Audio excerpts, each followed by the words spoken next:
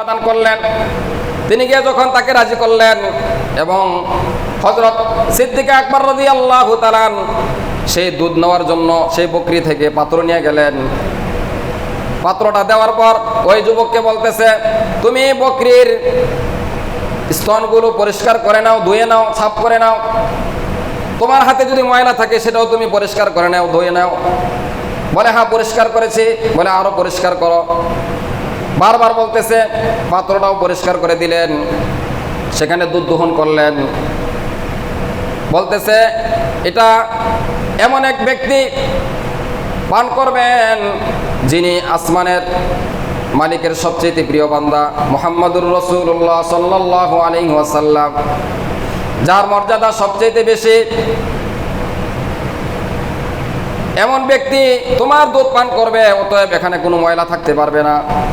এবার রসুল যখন তৃপ্তি ভরে পান করলেন, হযরত সিদ্দিক আকবর রাদিয়াল্লাহু তাআলা তিনি বলেন, রসুল দুধ পান করেছে, সাথে সাথে মনে হলে যে আমার কয়েকদিনের ক্ষুধার্ত নিবারণ হয়ে গেছে। দুধ পান করেছে পয়গম্বর।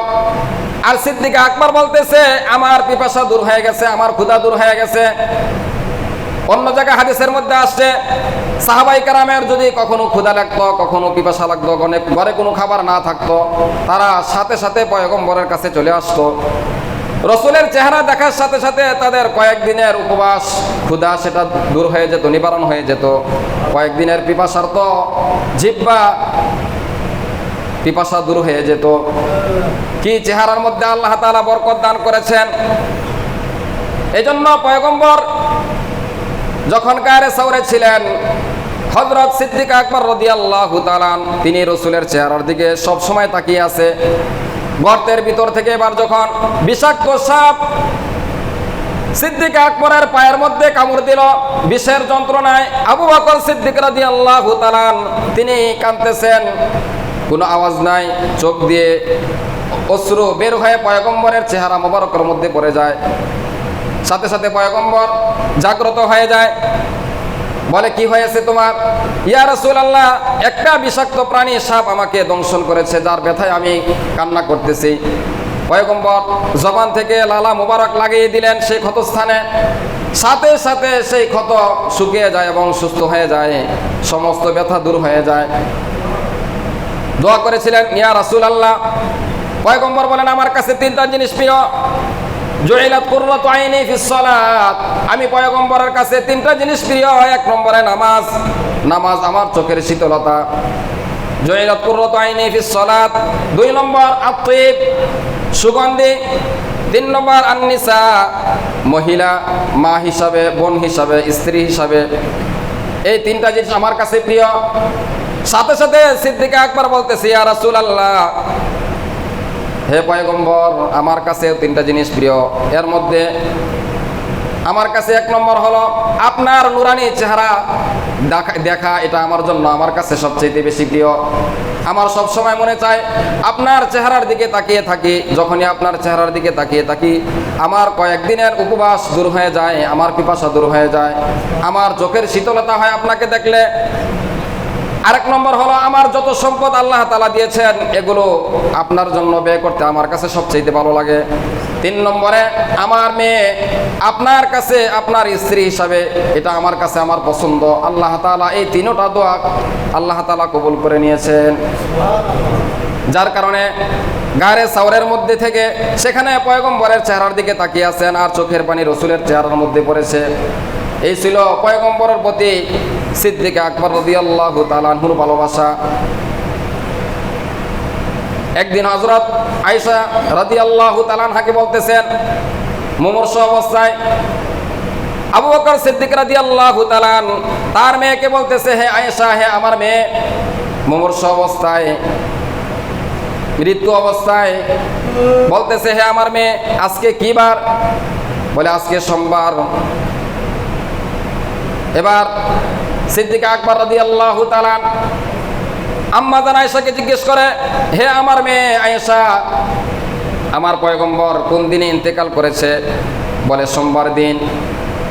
ঠিক তখনই হযরত আবু বকর সিদ্দিক রাদিয়াল্লাহু তাআলা বলতেছে, আজকে যদি আমার মৃত্যু হয়ে যেত তাহলে কতই ভালো হয়ে যেত, কারণ সোমবার দিন পয়গম্বর দুনিয়া থেকে বিদায় নিয়ে গেছেন। আমারও মন চাচ্ছে যাতে আজকে আমি দুনিয়া থেকে বিদায় নিয়ে যাইতে পারি।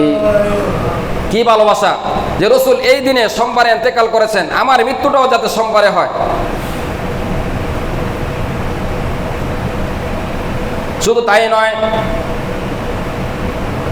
রসুল যখন একবার মাথার চুল ছাটাইতেছেন, ঠিক সেই মুহূর্তে রসুলের পাশে যারা সাহাবাই কারাম ছিলেন চতুর্দিকে তারা বসা আছে। ঠিক সেই মুহূর্তে সাহাবাই কারাম চুল যখন কাটতেছে, চুল ছাটাইতেছে, ঠিক সেই মুহূর্তে রসুলের প্রিয় সাহাবাই কারাম রসুলের চতুর্দিকে ঘেরাও দিয়ে বসে আছে, আর প্রত্যেকের হাতগুলো এইভাবে বিছিয়ে দিয়েছে যাতে রসুলের মাথা থেকে চুলগুলো মাটির মধ্যে না পড়ে, চুল মুবারকগুলো মাটির মধ্যে না পড়ে। কি ভালোবাসা, কি আশিক ছিলেন পয়গম্বরের।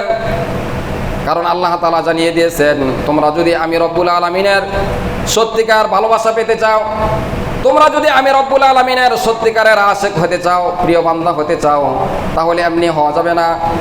কারণ আমি তোমাদেরকে নিয়ম বাতলিয়ে দিয়েছি, সেটা হলো আমার প্রিয় বান্দা হওয়ার জন্য, আমার আশিক হওয়ার জন্য শর্ত হলো আমার সবচেয়ে প্রিয় আশিক আমার মাহবুব মুহাম্মদুর রাসূলুল্লাহ সাল্লাল্লাহু আলাইহি ওয়াসাল্লামকে তোমরা ভালোবাসতে হবে।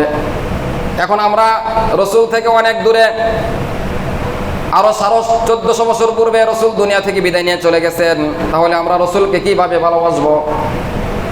রসুল বলেন, মান আহাব্বা সুন্নতি, যে আমার সুন্নতকে অনুসরণ করলো, আমার সুন্নতের মহব্বত করলো, ফাকাদ আহাব্বানি, সে যেন আমি রসুলকে মহব্বত করলো, আর যে আমি রসুলকে মহব্বত করলো সে আমি নবীর সাথে জান্নাতের মধ্যে থাকবে। তাহলে রসুলকে মহব্বত করবো কিভাবে? রসুলের সুন্নত আদায়ের মাধ্যমে। এক একটা সুন্নত রসুলের, ওযু করার সময় আমরা যদি একটু মেসওয়াক করে নেই, সেই ওযুর সাথে মেসওয়াক 70 গুণ সওয়াব আল্লাহ তাআলা বাড়িয়ে দেন। 70 গুণ সওয়াব বেশি হয়ে যায়। এবং রসুলের একটা সুন্নত পালন হলো। তাহলে রসুলের সুন্নত যখন আমরা ভালোবাসবো, মহব্বত করব, আমার আপনার গোটা শরীরের মধ্যে যাতে রসুলের আদর্শ থাকে। কিন্তু দেখা যায় আমার আপনার শরীরের মধ্যে রসুলের কোনো আদর্শ নাই, আছে কারো না কারো আদর্শ আমার আপনার অন্তরে আছে। দর্দে দিল কে ওয়াস্তে পয়দা কিয়া ইনসান কো, और न तौअत के लिए कुछ गम न था कर्रूबिया, और न तौअत के लिए कुछ गम न था कर्रूबिया। আল্লাহ তাআলার ইবাদতের জন্য ফেরেশতারাই যথেষ্ট ছিল। ফেরেশতারা আল্লাহ তাআলার নাফরমানি করে না, 24 ঘন্টা আল্লাহ তাআলার গোলামি করে। ইবাদতের জন্য ফেরেশতারাই যথেষ্ট ছিল, কিন্তু আল্লাহ তাআলা দরদে দিলকে ওয়াস্তে, মহব্বতের দিল, ভালোবাসার দিল, যে আমি এমন এক উম্মতকে বানাইব যাদের ভিতরে আমি গুনাহ করার যোগ্যতা দিব, যারা গুনাহ করার ক্ষমতা থাকা সত্ত্বেও গুনাহ করে না, গুনাহ থেকে আল্লাহ তাআলার ভয়ে, আমার ভয়ে দূরে থাকে, তারা হলো সবচেয়ে বেশি আমার কাছে প্রিয়। এজন্য ফেরেশতারা আল্লাহ তাআলার কাছে ইনসান থেকে, মানুষ থেকে বেশি প্রিয় হতে পারে নাই। যদিও মানুষকে আল্লাহ তাআলা মাটি দিয়ে সৃষ্টি করেছেন, ফেরেশতাদেরকে আল্লাহ তাআলা নূর দ্বারা সৃষ্টি করেছেন, আগুন দ্বারা সৃষ্টি করেছেন, কিন্তু মর্যাদার ক্ষেত্রে আল্লাহ তাআলা বনি আদমকে সবচেয়ে বেশি মর্যাদা দান করেছেন। মর্যাদার ক্ষেত্রে আল্লাহ তাআলা বনি আদমকে সবচেয়ে বেশি সম্মানিত করেছেন। তো কখন আমরা সম্মানিত হব? যখন রসুলের আদর্শ আমার আপনার এই শরীরের মধ্যে পাওয়া যাবে। কিন্তু দেখা যায় আমার আপনার শরীরের মধ্যে রসুলের কোনো আদর্শ নাই, কিন্তু যে কোনো একজনের আদর্শকে আমরা লালন করে চলি। কোনো খেলোয়াড়ের অথবা কোনো নায়ক নায়িকার যাদেরকে আমি অনুসরণ করি, তারা তো দুনিয়াতে আমার কোনো উপকার করবে না, পরকালে তো দূরের কথা।